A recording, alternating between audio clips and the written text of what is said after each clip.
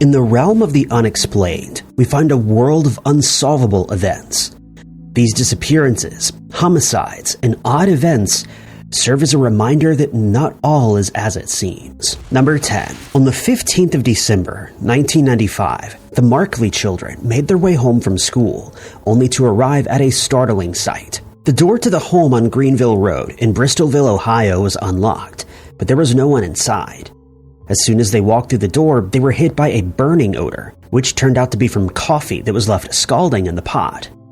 After further investigation, the children discovered that the silver Chevrolet truck was not in the driveway. Above the stove, on a shelf, was a wristwatch that their father was said to never take off. Their mother's cigarettes were sitting on the kitchen counter, even though she'd never leave home without them. Upstairs, the children discovered a firearms safe, which was usually locked, but was left wide open with papers scattered all around the floor. It appeared as though someone was searching for something.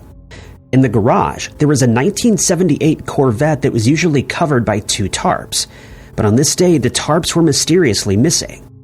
It soon became clear that 32-year-old Shelley and 36-year-old John Markley were missing, and their children were left behind.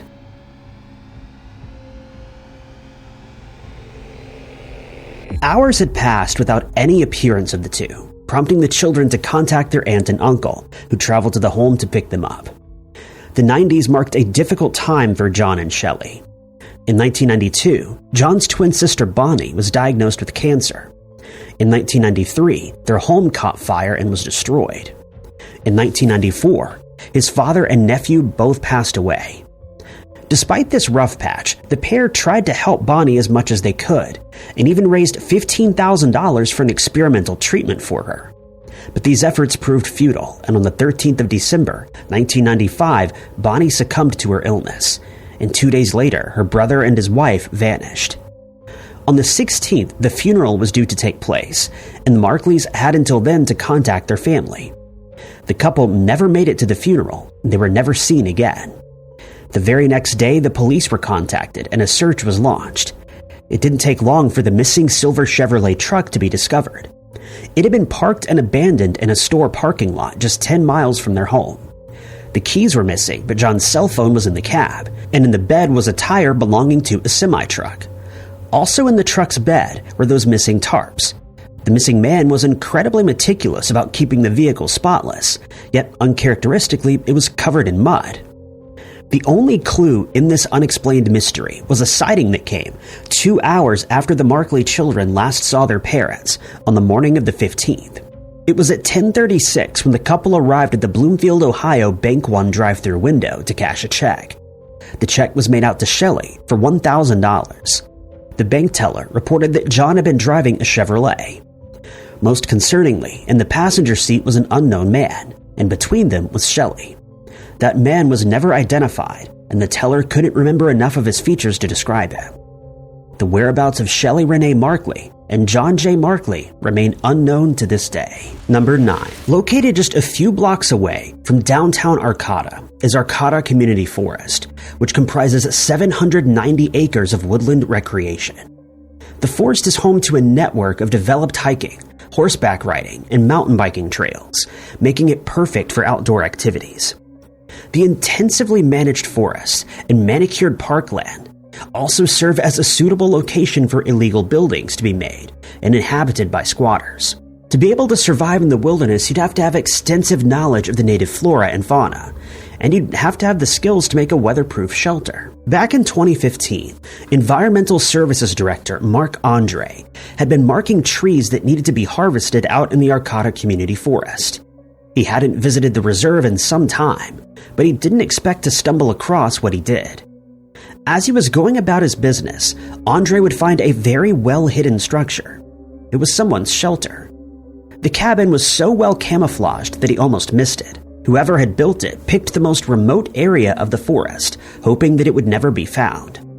The structure measured 15 feet tall, with a perimeter of 8 by 12. This elaborate creation stood on concrete blocks and had a peaked roof, front porch, plywood walls, and windows. Its walls were covered in tarp, allowing it to blend in with the forest. Among these features, when Andre and other investigators began to look into the cabin, they noticed some strange quirks. There were no paths anywhere around the house. This implies that whoever lived there either never left or got into the house by different means. It was clean and orderly, unlike many illegal campsites, which are often just covered in trash. It was clear that the resident had a respect for nature. When the environmental services team came to investigate, they broke the front door lock and announced their presence, but the inhabitant wasn't home. The team discovered a neat interior with cans of food, a tea kettle, and a pot-bellied stove. A bookshelf held an assortment of old VHS tapes. Among the items was also a dated to-do list and a newspaper. This allowed the team to pinpoint a date for when the recluse had been living here. It appeared they'd arrived sometime around 2011. As neat and elaborate as the site was, it was still illegal, and the team was forced to place an eviction notice on the door. They added their contact information, but no one ever called. The squatter was given some time to move off, and a month later, Andre and his team returned. When they arrived, most bizarrely, they discovered the entire cabin was gone. The squatter didn't even leave a single footprint behind, not even around his neatly created symbol. He simply vanished. Number 8. Ronald and Doreen Jack met in school and only grew closer when Doreen's father passed away, prompting her to move into Ronald's home. By 1989, the indigenous Canadian couple, members of the Cheslata Carrier Nation, would be married with 2 young sons, Ryan and Russell. It was also at this time when Ronald was desperately looking for work to support his family. This desperation would lead him to take a leap of faith. It was the 1st of August 1989 when he headed 4 blocks down the road to the First Leader pub in Prince George. Here, he encountered a mysterious man, a chance meeting that would set the course for tragedy. The stranger was a tall, 30 to 40-year-old man with reddish-brown hair and a full beard. He wasn't a local and wasn't known by any of the staff members or patrons working that evening. The two got to talking, and at some point it seemed that Ronald mentioned that he was in search of work. The stranger would then offer him lucrative work at a logging camp located near a local lake. He promised that he'd be paid well, and the job would even provide a daycare for the boys. At around 11 p.m., Ronald phoned his mother and told her that he and Doreen would be on the job for 10 days before returning home. The family, of course, were eager. But little did they know this promise was the start of a decades-long mystery. Many promises were broken, including Ronald, Doreen, and their children's return. Around midnight, the stranger and Ronald made their way to the Jack family home. The deal was if the family wanted to take the offer, they would need to leave immediately, and that they did. The family was all packed up and spotted at 1:21 a.m. on the 2nd of August, getting into a dark-colored 4x4 pickup truck, presumably belonging to the pub stranger. This would be the last time that anyone would see the 4 members of the family. They had vanished.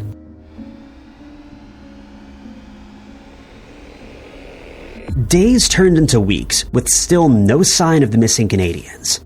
It was almost a month later that Ronald's mother headed to the home, only to find that they weren't there.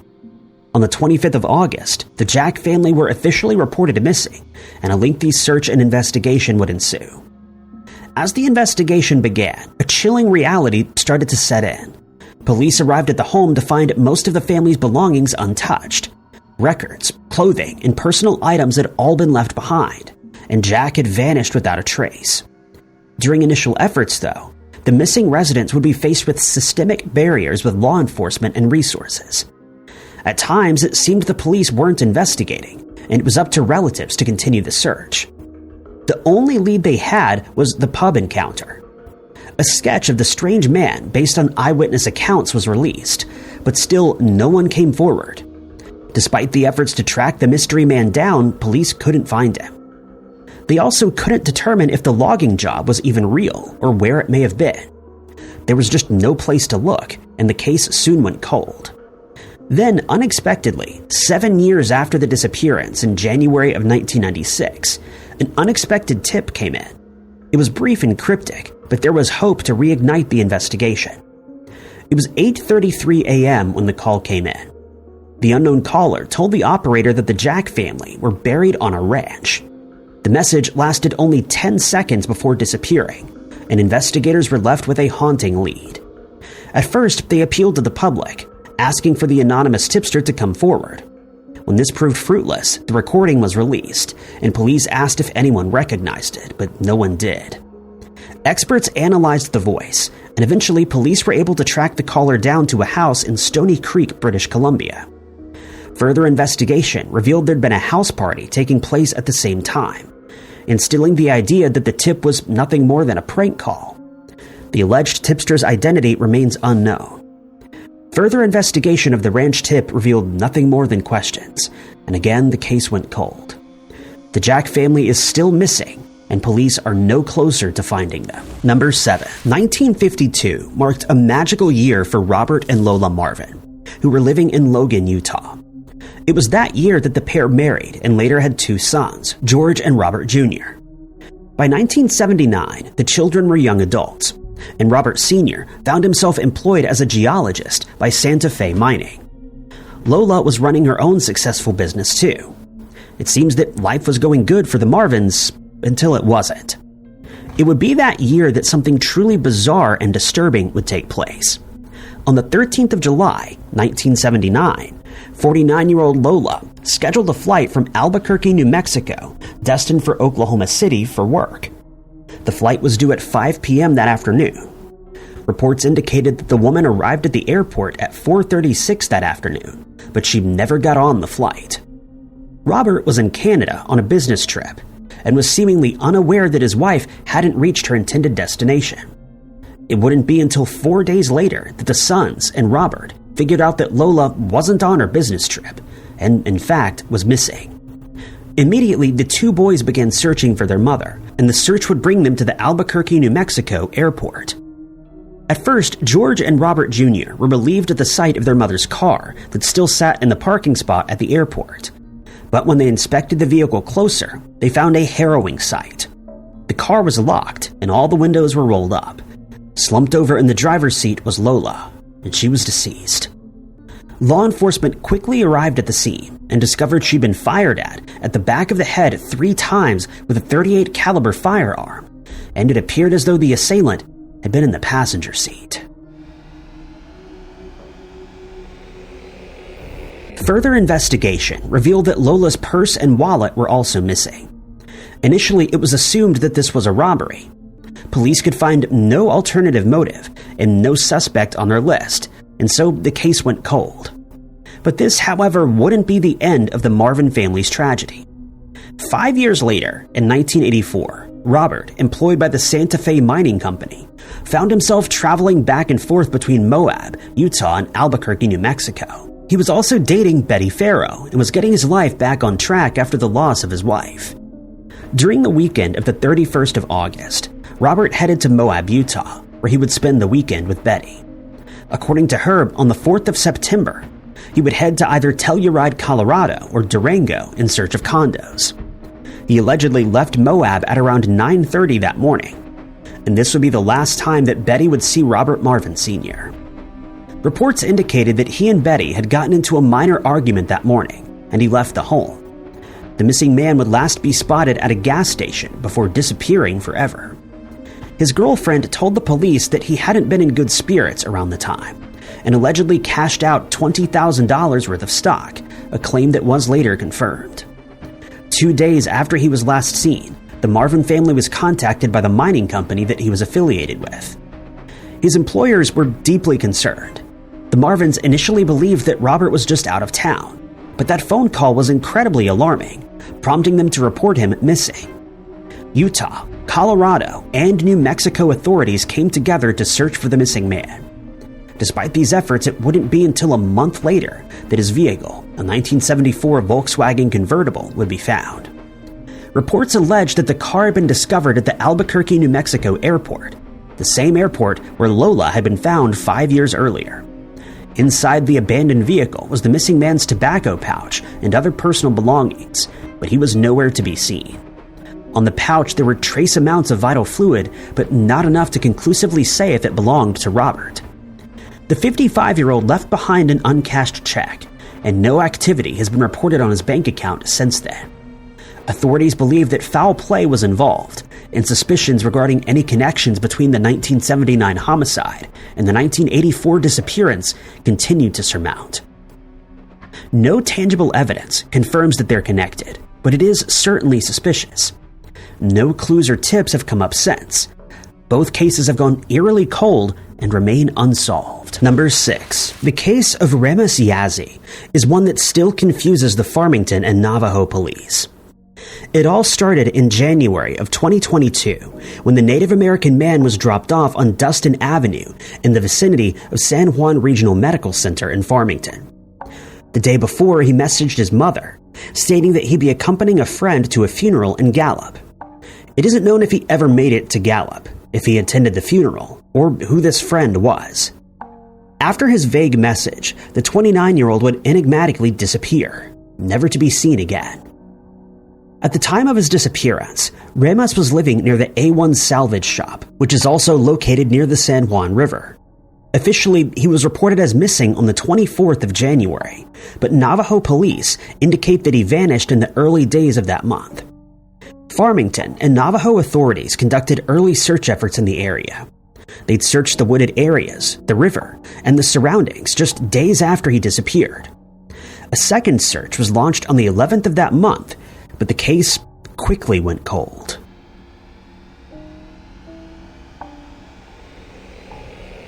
There were no signs of Ramis anywhere, and no clues that would point police in the right direction. Vital fluid, fibers, fingerprints, or even digital footprints are left in the wake of a person's disappearance, but in this case, there was just nothing, stumping all authorities who were involved. It wouldn't be until a year later that there would be an incredibly disturbing break in the case.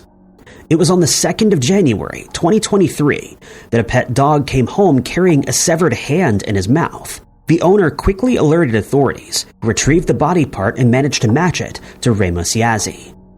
The hound had been wearing an Apple AirTag, allowing police to figure out what trail he took when he discovered the appendage.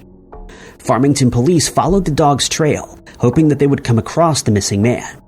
But despite these renewed search efforts, Ramis remained missing. No other remains were found. There were no clues, no evidence leading to his whereabouts, and no indication of foul play, aside from the disembodied hand. Given the active investigation status of the disappearance, police were reluctant to share if they knew how the hand became separated from the rest of the body. A group consisting of Navajo police, Farmington authorities, and the Four Corners Search and Rescue scoured the 9-mile stretch along the San Juan River, an effort that included a boat. But again, the search proved fruitless. Any information can be directed to the Farmington Police Department at 505-599-1070. Number 5. Mycologist Hildegard R. Hendrickson was born in Yugoslavia to a family with German origins. In pursuit of a university education, he arrived in the U.S., where he earned a BA, MBA, and a PhD from the University of Washington. In 1967, she had joined the Seattle University and began working in a part-time MBA degree program. Hildegard would stay in this line of work until her retirement in 1996. Despite being retired, she was still very active in the Seattle community and was even more invested in her mushroom interests. In 2013, the 79-year-old parked near Basalt Peak and headed off into personally uncharted territory in search of a trove of wild mushrooms. Hildegard had opted to search for the fungi in the Okanogan-Wenatchee National Forest, an area that she wasn't too familiar with. There'd recently been a fire in the area, making it all the more likely for the bloom of edible mushrooms, which is what attracted her to the area. On the 8th of June of that year, she would arrive at the trailhead, where she'd never hiked before. It was reported that she'd spoken with hikers who just traveled down the Minnow Creek Trail. Despite her age, she was described as able-bodied and was one of the most authoritative amateur mushroom experts in the region. Hildegard also had the habit of not announcing her plans to disappear into the wilderness in search of fungi, so hardly anyone knew that she'd be heading to the Okanogan-Wenatchee National Forest. Upon venturing into the greenery, it seemed as though the vegetation swallowed her up. The adventurous lady never made it out of the forest, and she hasn't been seen or heard from again. The last sighting of Hildegard was at around 1:30 p.m., where she was spotted halfway up the trail picking the morels. Family weren't too concerned initially when they hadn't heard from her. But when she failed to arrive at her granddaughter's graduation, a search mission was launched. As word got around that Hildegard was missing, information began to flood in. An early tip came from a mushroom hunter who reportedly found her vehicle. It was in the same area that she'd left it parked before wandering into the trees. The doors were still locked, and her purse was inside untouched, holding hundreds of dollars in cash. For 6 days, police, volunteers, and rescuers searched. The sheriff's office coordinated the effort, but no trace of the missing mushroom hunter was ever found. Fellow members of the Mycological Society took part in the search, knowing the areas that may have attracted Hildegard at this time.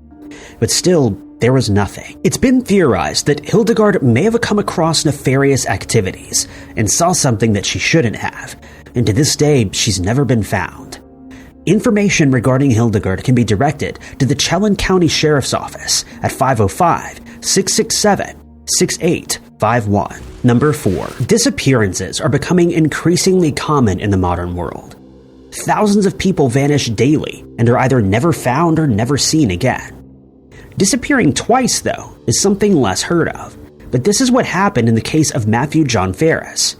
Matthew was just 19 years old and enrolled at Iowa State University when he enigmatically disappeared the first time around. It was the 25th of July in 1990 when he awoke in his Des Moines, Iowa home. He told his family that morning that he'd be taking the day off of work to help a friend move. It seemed that this wasn't what Matthew was going to do, though. Instead, he disappeared. While he was gone, his father discovered a note addressed to the family. The letter was an apology. He was saying sorry for the pain that his disappearance may cause for the family, and it became clear this was an intentional departure without any known reason. Days had passed with no sign of the missing man, but most unexpectedly, Matthew returned home a week later out of his own accord. But something was wrong. Matthew was acting strangely, paranoid and afraid. It was never determined what or whom he was scared of. In the wake of this distressing event, the young man would be subjected to mental health treatment, which would span over 6 months. It was never specified if he was on medication at the time, or given medication that he was supposed to take continuously after treatment. The following year, in February of 1991, Matthew left the Ferris home in a silver 1982 Pontiac, after telling his family that he was going to the movies. Instead, he headed to the Custer State Park in South Dakota. Family suggests that he may have visited this area due to his interest in Native American folklore. Just before vanishing again, Matthew was experiencing bizarre behavior. His father told authorities that his son was displaying some manic tendencies. Matthew's cheerfulness was uncharacteristic of him and was certainly a call for concern. On the 7th of March, the Ferris family reported Matthew missing, but he was never seen again. To this day, the disappearance remains unsolved, and only guesses as to his fate remain. Number 3. Ronald Yakimchuk and Terry Pettit were just 2 members of a larger household. They were roommates in a house near the University of Alberta that would later become known as the Poundmaker's House, named after the student newspaper put out in the basement. Ron was the paper's editor, and Terry was working at the Edmonton Journal at the time. Another 4 roommates were living there. At some point, Terry, a free-spirited woman, grew extremely tired of her day-to-day job and wanted a change. She began to long for the Maritimes, a region of eastern Canada consisting of New Brunswick, Nova Scotia, and Prince Edward Island. Land in the region was fairly priced, and in the early 1970s it stood as a carefree, live-easy environment. Ron and Terry were in a relationship and would be departing their Alberta commune to live in the Maritimes, but for some reason they kept delaying their departure. The delays happened so often that the other roommates began to think that they weren't going to leave at all. That was until one Sunday when Terry and Ron packed up their things and loaded them into a beat-up red Volkswagen. A kayak was tied to the roof and they were bound to start their new life in eastern Canada. The couple spoke of their plans to attend a wedding in Montreal, an event that they would never make it to. In fact, the pair wouldn't turn up anywhere. They didn't arrive in the Maritimes, and no one saw them again. The couple seemingly vanished off the face of the earth, and it wasn't until later that summer that true concern began to set in. Initially, friends and family weren't too worried. They wouldn't put it past a wild spirit like Terry to pull a disappearing act. Ron, on the other hand, was not one to let his family worry over his whereabouts. Something terrible had taken place. When friends eventually reported the couple missing, the police were slow to respond. When they began to trace the route that the pair had taken, the investigation determined that on their way to the wedding, the couple supposedly took a detour to visit a friend in Brandon, Manitoba. They then continued to make their way to Ontario and then stopped off in Dryden, where they would mail a postcard back to Edmonton, marking the very last time that anyone would hear from them. It's believed that Ron and Terry may have avoided the Trans-Canada Highway and instead headed south to cross the border to the United States at International Falls. The bank accounts belonging to both individuals had no activity, and their trail subsequently went cold. Number 2. Despite its impressive features, La Palma, one of the 7 Canary Islands, doesn't attract many tourists. It was this island on which a crew aboard the Fausto fishing boat disappeared. But this wasn't the only strange disappearance connected to the island. It was following 3 strange unrelated disappearances that drew attention to the area and its mysterious nature. The first odd vanishing came in 2017. Pedro Perez Martin was living in a small village. The 46-year-old was divorced and had 2 daughters with his ex-wife. Pedro was an excavator operator who lived alone in the house, which he'd moved into as a tenant on the 19th of March, just a few weeks prior to enigmatically vanishing. Pedro left for work one morning and returned later in the evening, and then left home again. He withdrew some money from the ATM and bought groceries. He would last be spotted returning home that evening, and the following day, his family reported him missing. Police broke into the locked home and discovered bags of groceries on the kitchen counter. Perishable items were already in the fridge, but other products were still left out and were now at room temperature. There were no signs of violence in the home, and nothing appeared out of the ordinary, aside from the absence of Pedro. It seemed as though, for some mysterious reason, he'd left while arranging his just-bought food. Most bizarrely, his vehicle would be discovered in town, abandoned with the keys still in the ignition. It was properly parked, and inside it was Pedro's wallet containing all his ID documents and his cell phone. Pedro's daughters don't believe that he disappeared intentionally. He wouldn't leave his adult children behind without saying a word. He was also a very methodical man who stuck to his routine. Despite the involvement of the PI, the case remains unsolved, and Pedro Martin is still missing. All that said, a year later, on the 11th of May, 26-year-old Alejandro Martin Perez, a divorced father, would inexplicably disappear. The following day, he was due to appear in civil court with his ex-wife. On the evening of the 11th, Alejandro visited his mother, marking the last time that anyone would hear from him. According to Maria Del Mar, her son appeared to be acting completely normal. Nothing appeared out of the ordinary. An eyewitness placed the man not far from Los Llanos de Aridane around 8 p.m. He was driving a white Opel Corsa towards the shore, and after this, sightings of Alejandro dwindled. By the 13th, Maria was concerned. Her son hadn't responded to her messages, nor had he shown up for the previous day's court session. She immediately suspected that something bad had happened to him and reported him missing that morning. Police response was slow, and a true investigation didn't start until the 15th. On that day, Alejandro's car was discovered in Tazacorte, a coastal town 2 miles away from where he lived. The keys were still in the ignition, just like in the case of Pedro. The family believes that it's extremely unlikely for him to have vanished of his own accord, and maintains that something sinister was at play here. The third disappearance was that of London-born Anthony John Walton. He had a privileged upbringing, and his parents owned several pharmacies across Britain.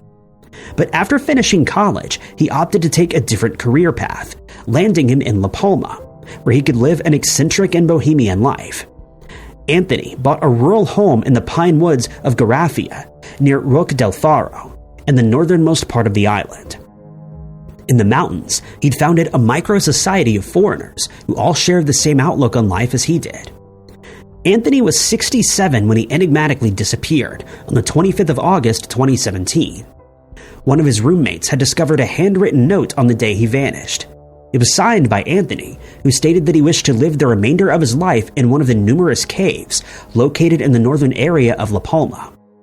Despite indicating this, Anthony wasn't found in any of the caves or anywhere else. Upon his departure, the man left behind 3,000 pounds in cash.